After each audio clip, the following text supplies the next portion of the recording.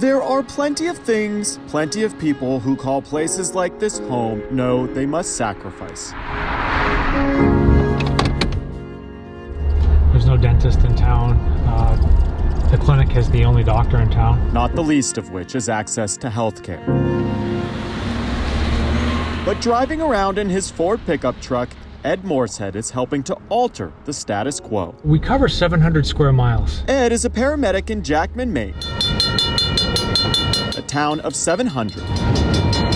At first glance, it might not look like the kind of place home to groundbreaking medical innovation, until you look a bit closer.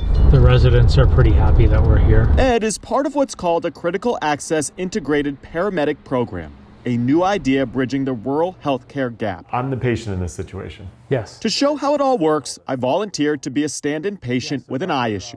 No HIPAA violations here. We can look in your eye with this device. Using a cell phone and an iPad, Ed starts a video call with Dr. Jonathan Busco. Okay, good. Now hit anchor his upper lid. Who is examining my eye for any tears or cuts. Today, he's just a few doors down from us. Now look left and look right. But typically, Dr. Busco is at his office some 120 miles away inside a Bangor, Maine hospital. I'm able to look at the eye, and I'm able to look at you simultaneously. From essentially anywhere in the world with internet access, Dr. Busco, with hands-on assistance from these paramedics, is able to treat everything from ear infections to wound care. This is fantastic. The quality of the images I'm getting is great. In many instances, saving residents of this small town a 3-hour round-trip drive to the nearest ER. I've just saved your entire day. And I don't know if you can put a value on that for the whole community. All of this, though, requires a great deal of planning and commitment. Most paramedics live 2 hours away, so an old nursing home was converted into apartments for workers to sleep in during shifts. We've had to adapt in our mind what we thought we would be doing to what are the needs of the community. Rural communities account for nearly 2/3 of all staffing shortages in the healthcare industry. Staggering when you consider 46 million people call these remote areas home. This concept is addressing that issue as well by giving paramedics a chance for professional development, something they've never had before, addressing retention issues. Ed, what's this like for you to be able to give this kind of care? I like it. It's another step beyond the regular paramedicine that I've done for many, many years.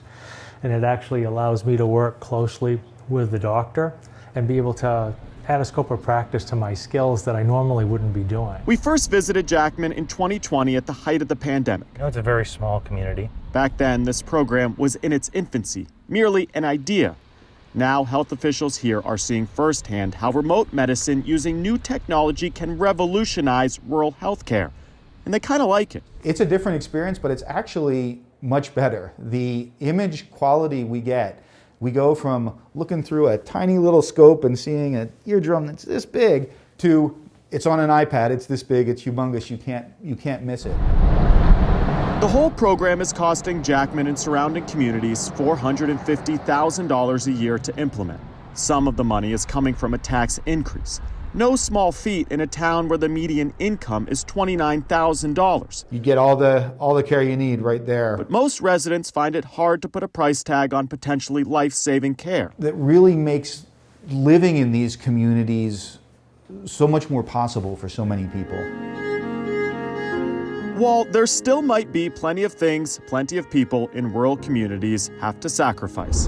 It's really the hub of healthcare for this region. Healthcare no longer needs to be one of them. In Jackman, Maine, I'm Chris Condi.